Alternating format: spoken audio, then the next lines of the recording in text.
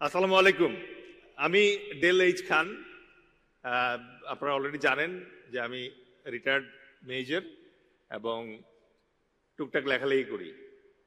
আজকে আমাদের এই অনুষ্ঠানে ফিজিক্যালি যারা প্রেজেন্ট আছেন, আমাদের জেনারেলস, অফিসার্স এবং অন্যান্য সম্মানিত রাজনৈতিক নেতৃবৃন্দ এবং সবচেয়ে ইম্পর্টেন্ট আমাদের স্টুডেন্টস যারা আছেন, তাদেরকে আমি আমার অন্তরের অন্তঃস্থল থেকে মোবারকবাদ জানাচ্ছি, সালাম জানাচ্ছি, আসসালামু আলাইকুম। একই সাথে অনলাইনে আমাদের সাথে অনেক বড় একটা কমিউনিটি এই মুহূর্তে আমাদেরকে দেখছেন।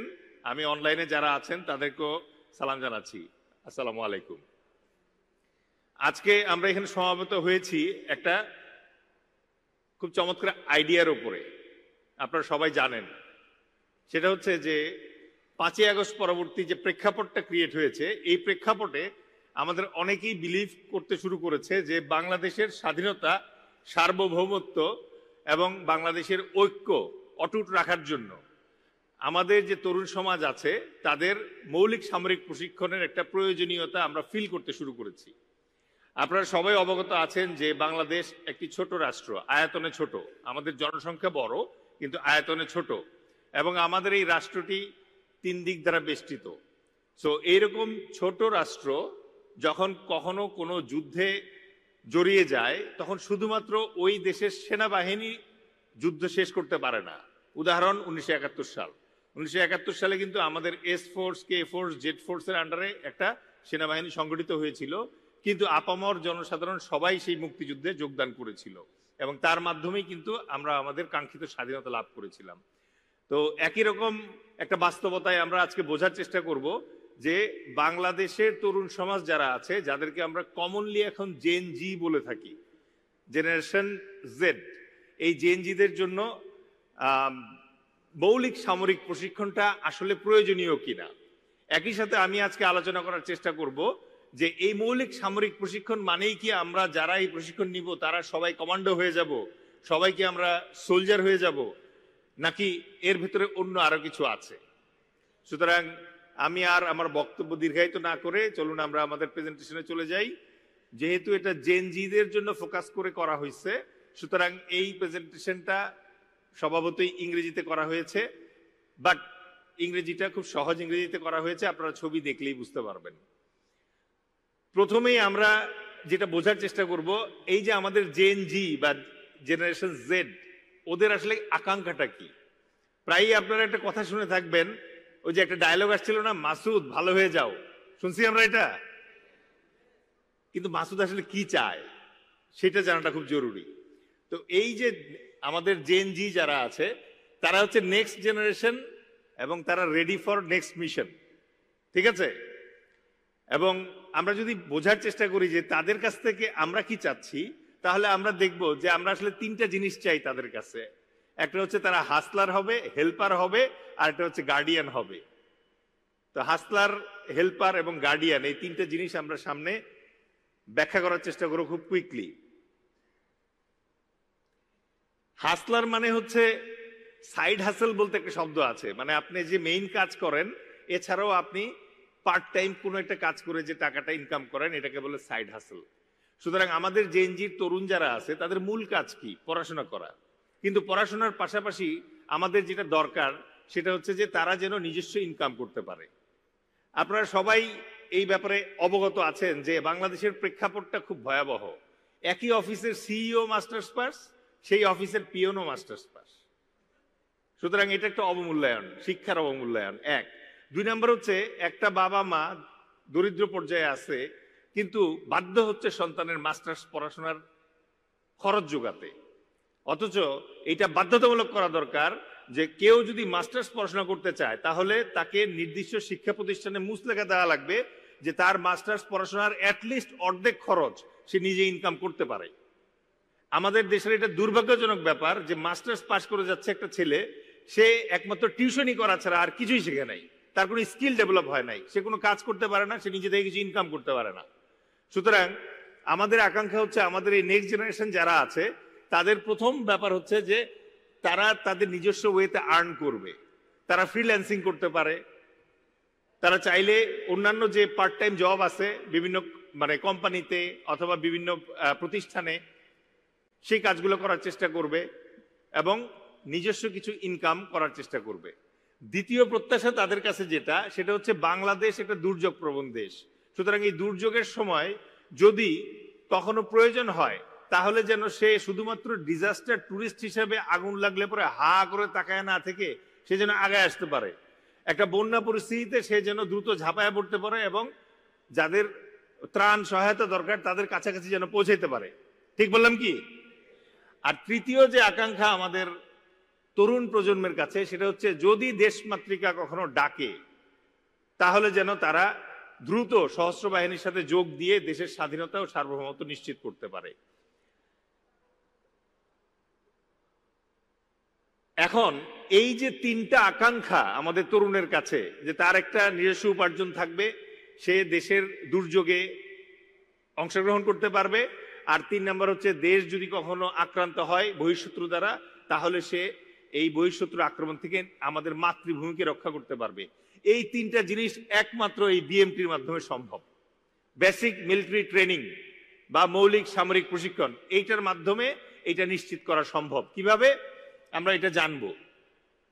আপনারা এই স্লাইডে দেখতে পারতেছেন যে সিঙ্গাপুরে 90% স্টুডেন্ট যারা আছে তাদের পড়াশোনা শেষ হওয়ার মাধ্যমে এর ভেতরেই এমন ভাবে সিস্টেম করা আছে যে তাদের বেসিক মিলিটারি ট্রেনিংটা হয়ে যায়।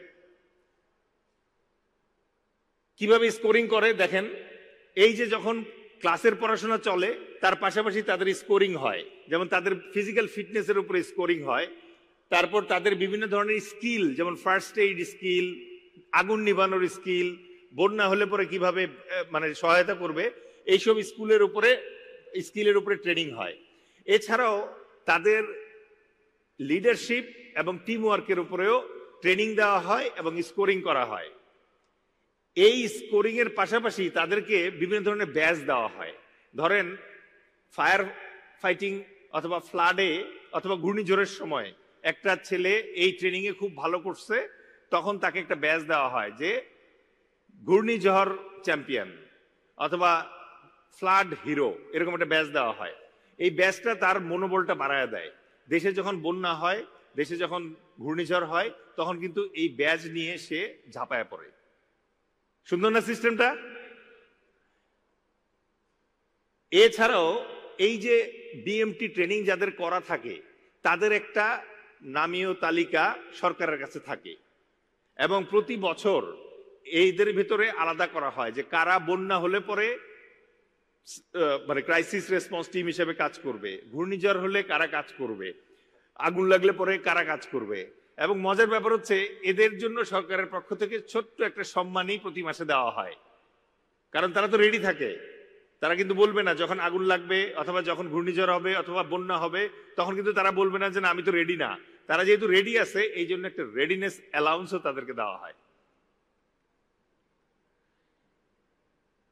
চমৎকার ভাবে এই স্লাইডটাতে একটা জিনিস আমরা দেখলাম যে পৃথিবীর বিভিন্ন দেশে যখন তাদের বেসিক মিলিটারি ট্রেনিংটা করা থাকে তখন তাদের যখন ইউনিভার্সিটির অ্যাডমিশন হয়, এই অ্যাডমিশনের সময় ওই স্কোর, বেসিক মিলিটারি ট্রেনিং এর স্কোর এবং ব্যাজ এটা যদি উপস্থাপন করা হয় তাহলে তাদের অ্যাডমিশন প্রসেস ইজিয়ার হয়ে যায় এবং অনেক ইউনিভার্সিটিতে অ্যাডমিশন ফি কমায় দেওয়া হয়। সুতরাং আমাদের দেশে এটা করা যায় কি করা যায় না? ওকে, থ্যাংক ইউ।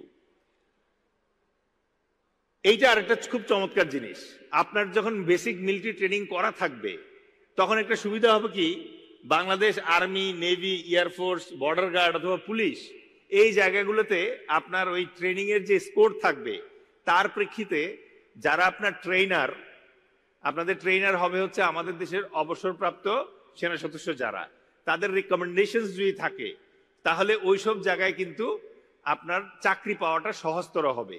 একটা ছেলে 2 বছর ধরে ট্রেনিং করতেছে, বিএমটি ট্রেনিং অথবা 6 মাস ধরে গ্যাপে গ্যাপে ট্রেনিং করতেছে, তারপরে সে 195 পাইছে, এই ছেলেটা বিলকুল বাংলাদেশ সেনাবাহিনীর একজন সৈনিক হইতেই পারে না? তার যদি একটা রেকমেন্ডেশন থাকে তাহলে আর্মিরও একটা সুবিধা। কি সুবিধা? আর্মির যে পুরো রিক্রুটিং প্রসেস আছে লম্বা, সেখানকার 120 জন তো সে সরাসরি বিএমটি থেকে নিতে পারে, তারও কষ্ট কমলো। এটা একটা উইন উইন সিচুয়েশন। এবার আসি হচ্ছে কর্পোরেট জবে, প্রাইভেট সেক্টরে। সবাই তো আর ফোর্সে আসবে না, কিন্তু প্রাইভেট সেক্টরে যাবে। আপনারা সবাই অবগত আছেন, বাংলাদেশ লেবার ল অনুযায়ী যে কোনো প্রতিষ্ঠানের 8% কর্মীকে ফার্স্ট এইড ক্যাডার সম্পন্ন হইতে হবে এবং 8% কর্মীকে আগুন নিভানোর ট্রেনিং প্রাপ্ত হইতে হবে। সুতরাং এই জাতীয় ট্রেনিং আমরা আমাদের বিএমটির মাধ্যমে দিয়ে দিতে পারি। আমাদের বিএমটি ট্রেনিংটা যখন প্ল্যান করা হবে, এই বিএমটি ট্রেনিং এর ভিতরে কিন্তু ফায়ার সার্ভিসের লোকরা এসে ট্রেনিং দিবে।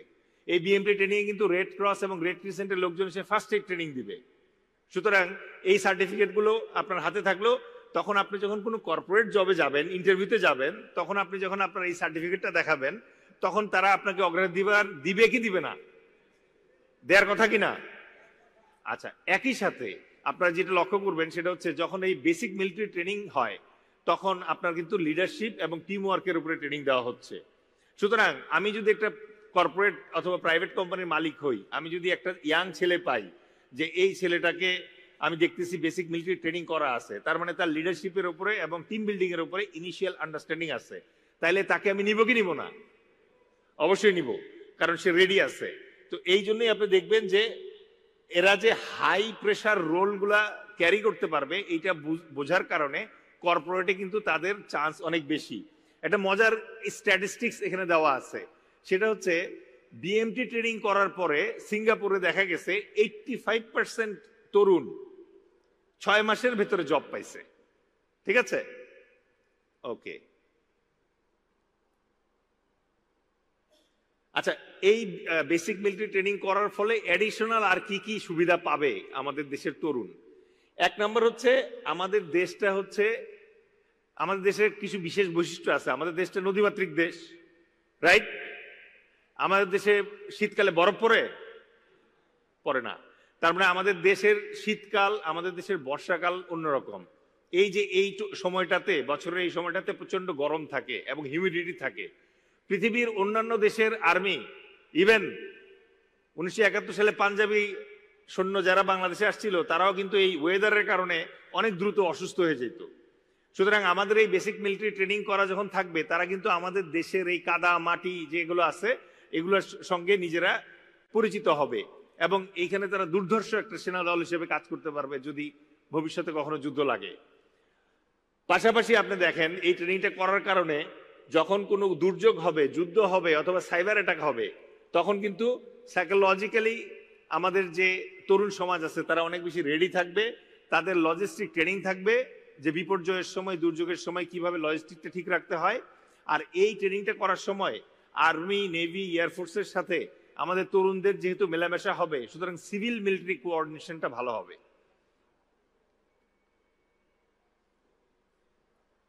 আচ্ছা, সো বাকি যে অংশটা আছে খুব তাড়াতাড়ি শেষ করবো আমরা। এই জায়গায় আমরা বেসিক্যালি বোঝার চেষ্টা করব বেসিক মিলিটারি ট্রেনিং বা মৌলিক সামরিক প্রশিক্ষণ জিনিসটা কি, কেন এটা বাংলাদেশের জন্য ইম্পর্টেন্ট, কারা মৌলিক সামরিক প্রশিক্ষণ করতে পারবেন, এবং ফাইনালি হচ্ছে এই যে মৌলিক সামরিক প্রশিক্ষণটা আছে এটা কিভাবে দেয়া হবে। ফার্স্টে যদি আমরা আসি, মৌলিক সামরিক প্রশিক্ষণ কি, খুব সহজ ভাবে যদি আমরা বলি, মৌলিক সামরিক প্রশিক্ষণ হচ্ছে ওই রকমের একটা প্রশিক্ষণ যেটা তরুণ সমাজকে কলেজে থাকা অবস্থায় দেয়া হয়, যার কারণে ওই দেশে যদি কোনো দুর্যোগ হয় অথবা ওই দেশে যদি যুদ্ধাবস্থার মতো কোনো পরিস্থিতি হয় অথবা ওই দেশে যদি আসলে যুদ্ধ লাগে, তখন এই তরুণ সমাজ ওই মূল যে দেশের সামরিক বাহিনী আছে তার সঙ্গে যোগদান করে রাষ্ট্রকে সার্বভৌমত্ব নিশ্চিত করতে পারে এবং নেশন বিল্ডিং বা রাষ্ট্র পুনর্নির্মাণে, বিনির্মাণে তারাও কাজ করতে পারে। এখন এখানে শুরুতেই যে কথাটা বলতেছি যে এই বেসিক মিলিটারি ট্রেনিং এর উদ্দেশ্য কিন্তু প্রত্যেকটা তরুণকে সৈনিক বানানো না, বরং প্রত্যেকটা তরুণকে একজন ক্যাপেবল সিটিজেন তৈরি করা, যারা ব্যক্তিগত পর্যায়ে, স্থানীয় পর্যায়ে বা রাষ্ট্রীয় পর্যায়ে দেশের দুর্যোগ অথবা উন্নয়নে ভূমিকা রাখতে পারবে। আপনারা জেনে খুশি হবেন যে বিশ্বের 49টি দেশে এই ট্রেনিং অলরেডি প্রচলিত আছে। এখানে পুরো লিস্ট দেয়া আছে, যেমন আফ্রিকার 8টা দেশে, এশিয়ার 22টা দেশে, ইউরোপের 12টা দেশে, সাউথ আমেরিকার 4টা দেশে এবং নর্থ আমেরিকার 1টা দেশে এই ট্রেনিং অলরেডি চলছে। তাহলে ওইসব দেশে যেহেতু চলতেছে, আমাদের দেশে ওয়াই নট? অনেকে এটা বলার চেষ্টা করে যে সামরিক প্রশিক্ষণ দিলে পরে লোকজনের ভিতরে অপরাধ প্রবণতা বাড়বে। পরিসংখ্যান বলছে যেই সব দেশে সামরিক প্রশিক্ষণ, বাধ্যতামূলক সামরিক প্রশিক্ষণ আছে, তাদের দেশে ক্রিমিনাল অফেন্স কম। সুতরাং প্রশিক্ষিত একজন সৈনিক কখনো ক্রিমিনাল হতে পারে না, প্রশিক্ষিত একজন তরুণ কখনো ক্রিমিনাল কাজ করতে পারে না। এটি হচ্ছে আমাদের একটা বড় পাওয়া। একটা জায়গায় আমরা এখনই ক্লিয়ার করে দিচ্ছি, বিএমটি মানে হচ্ছে বেসিক মিলিটারি ট্রেনিং বা মৌলিক সামরিক প্রশিক্ষণ, আর সিএমএস মানে হচ্ছে কম্পালসারি মিলিটারি সার্ভিস। বিশ্বের কিছু কিছু দেশ আছে যেই সব দেশে আপনাকে বাধ্যতামূলক 1 বছর আর্মি ট্রেনিং নিতে হয়, আরো 1 বছর আর্মিতে চাকরি করতে হয়। আমাদের বাংলাদেশের জন্য ওইটা এই মুহূর্তে প্রয়োজন নাই। আমাদের জন্য যেটা প্রয়োজন সেটা হচ্ছে মৌলিক সামরিক প্রশিক্ষণ, যেই সামরিক প্রশিক্ষণের মাধ্যমে আমরা পরিকল্পনা করছি 6 মাসে ভাগে ভাগে ছোট ছোট প্যাকেজে আমরা আমাদের তরুণদেরকে সহনীয়ভাবে আস্তে আস্তে রেডি করব। প্রশ্ন হচ্ছে কেন আমাদের দেশের তরুণ যারা আছে তাদের জন্য মৌলিক সামরিক প্রশিক্ষণের দরকারটা কি? প্রথম দরকার হচ্ছে, পৃথিবীতে যতগুলো দেশ আছে তার ভিতরে আমরা 7 নম্বরে আছি। আমাদের দেশে এত বেশি প্রাকৃতিক দুর্যোগ হয়, প্রতি বছরই আমাদের দেশে বন্যা হয়, প্রতি বছরই আমাদের দেশে ঘূর্ণিঝড় হিট করে। সুতরাং আমাদের দেশের প্রাকৃতিক দুর্যোগ বেশি। এই প্রাকৃতিক দুর্যোগ যেহেতু বেশি, আমাদের প্রাকৃতিক দুর্যোগের পরপরই ত্রাণ কার্যক্রম অনেক বেশি করতে হয়। সুতরাং আমাদের তরুণ সমাজ যদি এই ব্যাপারে প্রশিক্ষিত থাকে তাহলে আমাদের লাভ। দ্বিতীয় যে কারণে আমাদের সামরিক প্রশিক্ষণটা তরুণদের জন্য করে দেওয়া দরকার, সেটা হচ্ছে কোনো কারণে আমাদেরকে যদি 14 লক্ষ সেনা সদস্য সম্পন্ন একটা সেনাবাহিনী আক্রমণ করে, তাহলে আমাদের 2 লক্ষ সেনাবাহিনী যেন ওইখানে দুর্বল না পড়ে যায়। যদি আমার 2 কোটি তরুণ এই বেসিক সামরিক প্রশিক্ষণ করা থাকে, তাহলে যুদ্ধ লাগলে 2 কোটি 2 লক্ষ পাবো আমরা সৈনিক, রাইট? তাহলে সেক্ষেত্রে আমাদের সার্বভৌমত্ব অটুট রাখাটা অনেক বেশি ইজি হবে। ফাইনালি এই বেসিক মিলিটারি ট্রেনিং এর মাধ্যমে যে লিডারশিপ এবং টিম বিল্ডিং স্কিলটা দেওয়া হবে, তাতে আমাদের বেকারত্ব কমবে। আজকের হিসাব অনুযায়ী 12.2% বেকারত্ব তরুণদের ভিতরে আছে। সুতরাং এইটা মৌলিক সামরিক প্রশিক্ষণ দিলে কমে আসবে। প্রশ্ন হচ্ছে কারা করবে? এই ছবিটা দেখলে কি আমরা বুঝতেছি কারা করবে? এই ট্রেনিংটা হচ্ছে আমাদের পুরুষ এবং নারী, ছেলে এবং মেয়ে, বেসিক্যালি ইনিশিয়ালি আমরা পরিকল্পনা করতেছি যে স্টুডেন্টস যারা, তাদের জন্য এটা আমরা পরিকল্পনা করছি যে, এবং এটা অফকোর্স আমরা সরকারের কাছে যেটা দাবি করব যে এটা ফুল ফ্রি হবে এবং এটা ভলান্টারি হবে। কোনো একটা ছেলে যদি বলে যে আমি এই ট্রেনিং করতে চাই না, তাকে জোর করে করানোর দরকার নাই, বাট যারা করবে তাদেরকে এটা করতে দিতে হবে। আপনারা কি জানেন Bangladesh army is also all voluntary? মানে বাংলাদেশ আর্মিতে কিন্তু জোর করে কাউকে ভর্তি করানো হয় না, আপনি স্বেচ্ছায় রিক্রুটিং এর জন্য যাবেন। যাওয়ার পরে আপনাকে যদি আপনার শারীরিক যোগ্যতা থাকলে, মানসিক যোগ্যতা থাকলে, বুদ্ধিবৃত্তিক যোগ্যতা থাকলে, তাহলে আপনাকে নেওয়া হয়। এখন প্রশ্ন হচ্ছে কোথায় হবে এই ট্রেনিং? এই ট্রেনিংটা মূলত পরিকল্পনা যেটা করা হচ্ছে অথবা আমরা যেটা প্রস্তাব করছি, প্রত্যেকটা উপজেলা পর্যায়ে একটা মাদ্রাসা এবং একটা কলেজ চিহ্নিত করতে হবে। ওই মাদ্রাসা এবং কলেজে আমাদের অবসরপ্রাপ্ত একজন জেসিও অথবা এনসিও ইনস্ট্রাক্টর থাকবে, যার মাধ্যমে এই ট্রেনিংটা ওখানে পরিচালনা করা হবে। ধাপে ধাপে এই ট্রেনিংটা নিকটস্থ ক্যান্টনমেন্টও একটা অংশ কভার করবে।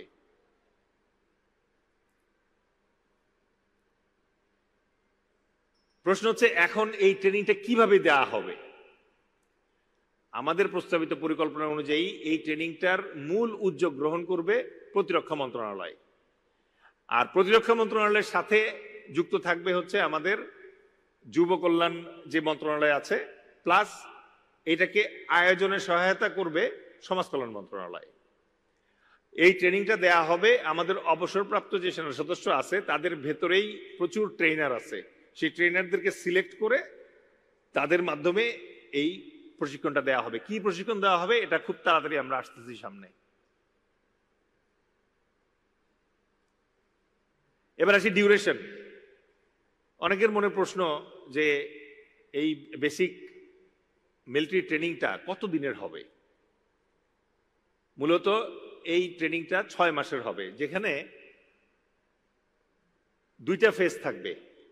প্রথম ফেজ যেটা প্রথম 3 মাস 1, 2, 3, এই 3 মাস হবে হচ্ছে ডেভেলপিং কোর স্কিল বা মৌলিক স্কিল ডেভেলপমেন্টের ট্রেনিং হবে। আর দ্বিতীয় ধাপ যেটা আছে, এই দ্বিতীয় ধাপে হবে হচ্ছে অ্যাডভান্স ট্রেনিং। আমি আমার প্রেজেন্টেশনের প্রায় শেষ পর্যায়ে চলে আসছি। এখন শুধু আমি প্রথম এবং দ্বিতীয় ধাপে কি কি জিনিস শেখানো হবে ওইটা উল্লেখ করব। তাহলে প্রথম যে 3 মাস হবে, এই 3 মাসের ভিতরে প্রথম সপ্তাহ এবং দ্বিতীয় সপ্তাহে যেটা করা হবে সেটা হচ্ছে ওরিয়েন্টেশন।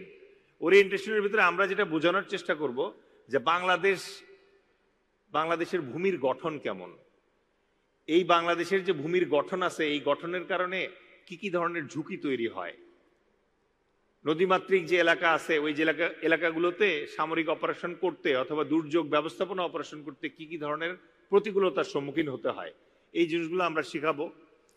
একই সাথে আমরা যেটা ওই প্রথম 2 সপ্তাহে শেখানোর চেষ্টা করব সেটা হচ্ছে মিলিটারি ডিসিপ্লিন আর হচ্ছে চেইন অফ কমান্ড, এই জিনিসটা সম্পর্কে আমরা বোঝানোর চেষ্টা করব। পাশাপাশি আমরা যেটা চেষ্টা করব সেটা হচ্ছে ওয়ার স্টাডিজের উপরে তাদেরকে, মিলিটারি হিস্ট্রির উপরে তাদেরকে জ্ঞান দেওয়ার চেষ্টা করব। আমাদের 1971 সালের যুদ্ধের সাথে দ্বিতীয় বিশ্বযুদ্ধের পার্থক্য কি, এই জাতীয় জিনিসগুলো আমরা ওই ইনিশিয়াল 2 সপ্তাহে মাইন্ডসেট ঠিক করার জন্য এটা করব। এরপরে আমরা চলে যাব তৃতীয় থেকে পঞ্চম সপ্তাহ।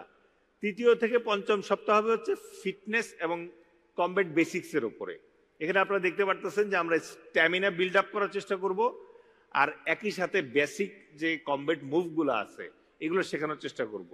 গুলি আসলে পরে কিভাবে লুকাইতে হয়, এখন ওদিক থেকে গুলি আসতেছে, আপনি একটা কাঠের টেবিলের পিছনে লুকাইছেন, অথচ ভালো হইতো আপনি একটা পিলারের পিছনে লুকাইলে। এই যে বেসিক জিনিসগুলা, বেসিক আন্ডারস্ট্যান্ডিং গুলা, এই জিনিসগুলা বিভিন্ন মুভ এই প্যাকেজে আপনার তৃতীয় থেকে পঞ্চম সপ্তাহে শেখানো হবে। আচ্ছা, ষষ্ঠ থেকে অষ্টম সপ্তাহ হবে হচ্ছে ফার্স্ট এইড আর সাইবার অ্যাওয়ারনেসের উপরে। আমাদের দেশে যদি কোনো দুর্যোগ হয় অথবা আমাদের দেশে যদি কোনো যুদ্ধ হয় তাহলে মানুষ হতাহত হবে না। সুতরাং আমাদের এই বেসিক মিলিটারি ট্রেনিং এর ভিতরে আমরা ফার্স্ট এইডটা শেখানোর চেষ্টা করব এই সপ্তাহে।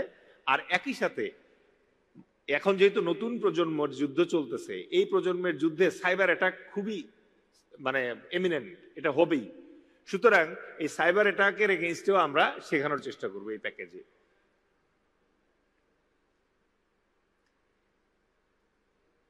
9 থেকে 11 সপ্তাহে আমরা চেষ্টা করব লিডারশিপ এবং ট্যাকটিক্যাল ডিফেন্সে উপরে আরেকটু অ্যাডভান্স আলোচনা করা এবং ট্রেনিং দেওয়া।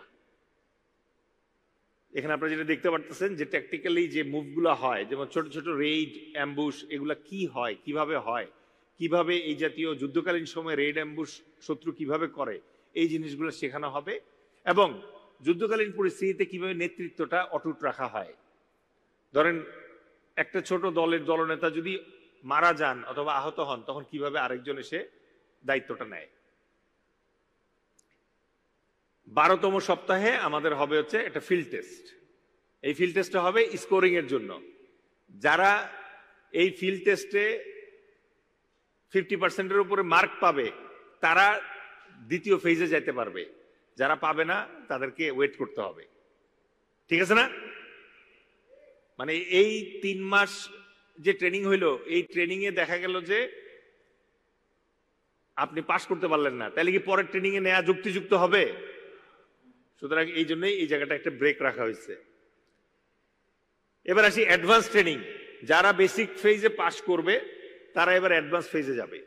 অ্যাডভান্স ফেজের প্রথম 1 থেকে 3 সপ্তাহে যেটা করা হবে সেটা হচ্ছে যে বন্যার সময় কিভাবে উদ্ধার করতে হয় আটকে পড়া লোকজনদেরকে, ঘূর্ণিঝড়ের সময় কিভাবে উদ্ধার করতে হয়, যখন একটা বিল্ডিং কলাপস করে ওই বিল্ডিং এর ভেতর থেকে কিভাবে উদ্ধার করে নিয়ে আসতে হয়, এই জাতীয় জিনিসগুলো শেখানো হবে। আগুন লাগলে পরে আপনি আগুনের ভিতরে ডাইরেক্ট ঝাঁপ দিলে পরে আগুন নিভবে? মনে করেন এই বিল্ডিংটাতে আগুন লাগছে, এখানে আপনি দৌড়ে এসে ঝাঁপ দিলেন আগুনের ভিতরে, আগুন নিভে যাবে? নিভে যাবে না। একটা সিস্টেম আছে, ওই সিস্টেমেটিক যে অ্যাপ্রোচটা আছে এই অ্যাপ্রোচগুলো এই ফেজে শেখানো হবে। কিভাবে নৌকা নিয়ে যেতে হয়, কিভাবে নৌকা নিয়ে আপনি যখন একটা জায়গায় ত্রাণ দিতে যাবেন তখন কিভাবে পেছনে ব্যাকআপ রাখতে হয়, ত্রাণ যেখানে দিতে গেলেন ওখানে খাবার পানি ভালো পাওয়া যাবে না, সুতরাং আপনার টিমের জন্য ছোট পানির ব্যবস্থা থাকতে হবে যাতে তারা আবার ওই লোকাল পানি খেয়ে পেট খারাপ না হয়। এই জাতীয় শিক্ষাগুলো ওখানে দেওয়া হবে। আর মিলিটারি কমিউনিকেশনের উপরে শিক্ষা দেওয়া হবে এই ফেজে। আপনারা অনেকেই জানবেন যে এই যে ওয়াকি টকি আছে, তারপরে ছোট ছোট কমিউনিকেশন ডিভাইস আছে। যখন বড় স্কুলের যুদ্ধ লাগে তখন বড় কমিউনিকেশন বন্ধ হয়ে যায়, তখন এই ছোট ছোট মানে ম্যানপ্যাক কমিউনিকেশন দিয়ে একজন আরেকজনের সাথে যোগাযোগ করতে হয়। এই যোগাযোগটা এই 1 থেকে 3 সপ্তাহের ভিতরে শেখানো হবে। 4 থেকে 6 যে সপ্তাহ আছে এই সপ্তাহে অ্যাডভান্স লেভেলের কাজগুলো করা হবে। অ্যাডভান্স লেভেলের কাজ কি? এবার আপনি একটু বড় পিকচারে যাবেন, আপনাকে একটু অনুশীলন করানো হবে। একটা জায়গায় মনে করেন যে বন্যা হয়েছে, এরকম একটা জায়গায় আপনাকে নিয়ে যাওয়া হবে, নিয়ে গিয়ে ছোট ছোট প্ল্যানিং প্র্যাকটিস করা হবে, আপনি কি প্ল্যান করতে পারেন কিনা, ঠিক আছে? আর একই সাথে গেরিলা ট্যাকটিক্সের উপরে আপনাকে হায়ার ট্রেনিং দেওয়া হবে, কারণ যুদ্ধকালীন সময়ে আপনারা কিন্তু সৈনিক হিসেবে কাজ করবেন। সুতরাং আপনারা 1971 সালের ক্র্যাক প্লাটুনের কথা শুনছিলেন, তারা কিন্তু এরকম ছোট ছোট অ্যাম্বুশ করতো। এই অ্যাম্বুশগুলো কিভাবে করতে হয়, রেডগুলো কিভাবে করতে হয়, এই জিনিসগুলো শেখানো হবে এই ফেজে।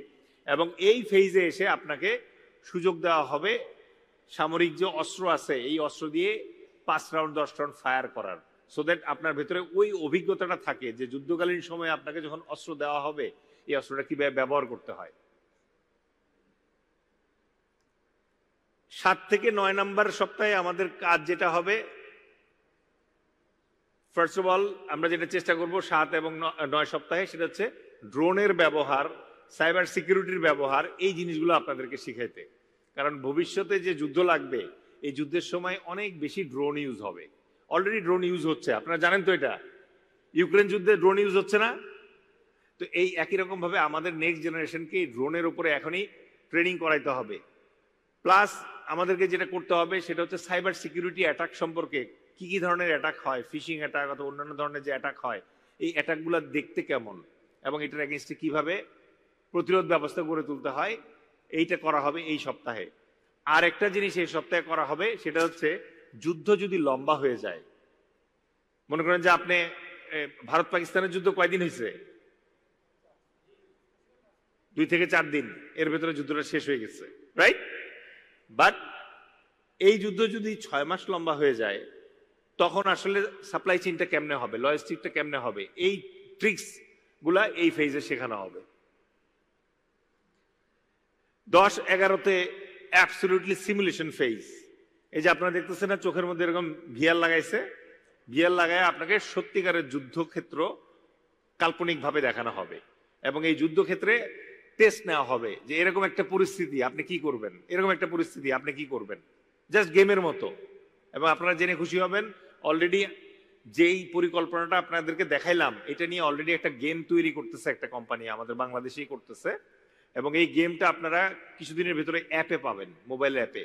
ওই অ্যাপে আপনারা জয়েন করে এই সিস্টেমগুলা রেজিস্টার করতে পারবেন। সো এরপরে হচ্ছে গ্র্যাজুয়েশন ফেজ। যখন আপনার এই কাজগুলো হয়ে যাবে তখন একটা গ্র্যাজুয়েশন হবে। গ্র্যাজুয়েশন মানে তো বুঝতেছি আমরা, একটা সার্টিফিকেট পাবেন, ব্যাচ পাবেন। So that will be all.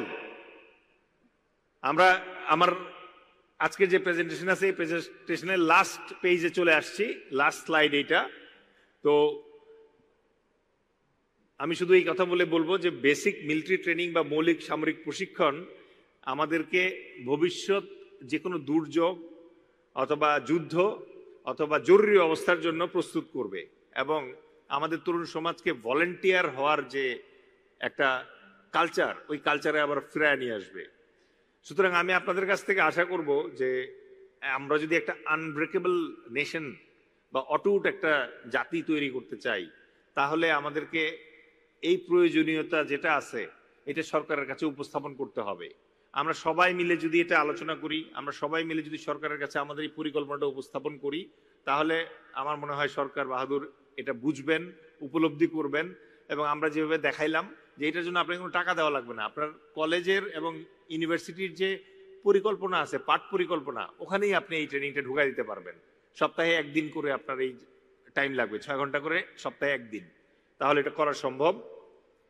আমি আবারও আপনাদের সবার প্রতি আন্তরিক কৃতজ্ঞতা জানাচ্ছি আজকের এই প্রোগ্রামে আসার জন্য ব্যক্তিগতভাবে, এবং আমি ব্যক্তিগতভাবে বাংলাদেশ ট্রেনার্স অ্যাসোসিয়েশন যেটা আছে ওই ট্রেনার্স অ্যাসোসিয়েশনের একজন ফাউন্ডিং মেম্বার এবং ট্রেজারার। সুতরাং এই টাইপের কর্পোরেট ট্রেনিং আমি অনেক দিছি। এক একটা কর্পোরেট ট্রেনিং এ ধরেন 5,000-7,000 টাকা দিয়ে টিকিট কেটে তারপর লোকজন আসে, কারণ ওখানে একটা বিজনেস থাকে। একই সাথে আমরা আমাদের যে কালচারটা দেখছি রাজনীতির ক্ষেত্রে, যে বিভিন্নভাবে লোকজনদেরকে এই জায়গায় আকৃষ্ট করার চেষ্টা করা হয়। আমি আজকে যখন এই হলরুমে ঢুকলাম এবং প্রথম যে লোকটা আসলো, আই রিয়েলি ফিল্ড গুড। মানে আমার চোখে প্রায় পানি চলে আসছিল যে এই লোকটাকে আমি কোনো ধরনের মানে ঘুষ দেই নাই, এই লোকটাকে আমি কোনো প্রলোভন দেই নাই। সম্পূর্ণ স্বেচ্ছায় সে নিজের টাকা খরচ করে গাড়িতে করে এখানে আসছে এবং আমাদের কথা শোনার জন্য আসছে। আমি আন্তরিকভাবে আপনাদের কাছে কৃতজ্ঞ, আজকে আপনারা আসছেন এবং আমাদেরকে সময় দিচ্ছেন, এই জন্য ধন্যবাদ। চেষ্টা করব আমার ব্যক্তিগতভাবে সর্বোচ্চভাবে চেষ্টা করব যেন আমরা মানে আমাদের এখন ফেরত দেওয়ার সময় we want to give back. এবং অনলাইনেও যারা শুনছেন তাদেরকেও আমি ধন্যবাদ জানাবো এতক্ষণ ধরে আমার বক্তব্য শোনার জন্য। জনতার দল প্রকৃত অর্থেই আমরা যেটা মিন করার চেষ্টা করি সেটা হচ্ছে যে নেক্সট ইলেকশন আমাদের টার্গেট না। বাংলাদেশে অলরেডি 13টা ইলেকশন হয়ে গেছে, আরো 13টা ইলেকশন হবে, ইলেকশন আসবে, ইলেকশন যাবে। আমাদের টার্গেট পরবর্তী প্রজন্ম। পরবর্তী প্রজন্ম যদি ঠিক হয় তাহলে অটোমেটিক্যালি দেশটা ঠিক হয়ে যাবে। ওই যে 300 জন যায় সংসদে, ওই 300 জনকে যদি আমরা সঠিক লোক পাঠাতে পারি তাহলে আমাদের দেশটা চেঞ্জ হয়ে যাবে। আমাদের সর্বজন শ্রদ্ধেয় ডক্টর মোহাম্মদ ইউনূস খুব ছোট্ট একটা উপদেষ্টা পরিষদ নিয়ে বাংলাদেশটাকে এখন পর্যন্ত যেভাবে চালাচ্ছে তাতে আমাদের অনেক কিছু শেখার আছে। যার কাজ তারই সাজে, তাকে ওই জায়গায় পদায়ন করতে হবে। ভুল লোককে ভুল জায়গায় দিলে পরে এটা সম্ভব না। আমি সব শেষে আপনাদেরকে একটা কথাই বলবো যে আপনারা বিচক্ষণ হওয়ার চেষ্টা করুন। ভবিষ্যৎ প্রজন্মকে যারা মানে এখনকার যে আমাদের জেনজি যারা আছে তারা হয়তো কথা কম বলে, তারা হয়তো আমাদের সিনিয়র যারা আছে তাদের সাথে একটা গ্যাপের কারণে তারা হয়তো ওই এক্সপ্রেস করে না, কিন্তু তারা যে সবই বোঝে এবং আমাদের নর্মালের চেয়ে বেশি বোঝে তার প্রমাণ 5ই আগস্ট। যেটা প্রথাগতভাবে অর্থোডক্স ভাবে ডিব্বার ভেতরে বা ইনবক্স থেকে করা সম্ভব হয় নাই, ওরা ডিব্বার বাইরে গেছে, আউট অফ দ্য বক্স গেছে, গিয়ে তারপরে কাজটা করছে, করে মনে করেন যে আমাদের একটা নতুন করে চান্স দিছে। আসলে আমরা এই চান্সটা নেওয়ার চেষ্টা করি, আমাদের ভবিষ্যৎ প্রজন্মের জন্য আমরা রেসপন্সিবল ফিল করি। আমরা আমাদের ইনসাফ জিন্দাবাদ স্লোগানের পাশাপাশি আরেকটা জিনিসও বলি, সেটা হচ্ছে যে আমাদের জনতার দল এটা হচ্ছে led by youth and guided by veterans. মানে হচ্ছে এটা তরুণরা নেতৃত্ব দিবে এবং গাইড করবে আমাদের যারা ভেটারান বা সিনিয়র আছে তারা। আপনারা সবাই আমাদের জন্য দোয়া করবেন। আমাদের কোনো তাড়াহুড়ো নাই, আমরা চেষ্টা করতেছি সমাজ পরিবর্তনের জন্য ধীরে ধীরে কাজ করতে। পরিবর্তন চট করে আসে না, আস্তে আস্তে আসে, বাট পরিবর্তন যখন আসে তখন জোয়ারের মতো আসে। এই তরুণ সমাজ যখন এরকম স্কিলড হবে, বেসিক মিলিটারি ট্রেনিং প্রাপ্ত হবে, তখন আপনি দেখবেন যে বাংলাদেশের দিকে কারো পক্ষে মানে দুষ্ট দৃষ্টি নিয়ে অথবা দেশ দখলের দৃষ্টি নিয়ে হায়দ্রাবাদ অথবা সিকিম স্টাইলে দখল করার চেষ্টা করার কোনো সুযোগ থাকবে না। Thank you very much. আসসালামু আলাইকুম।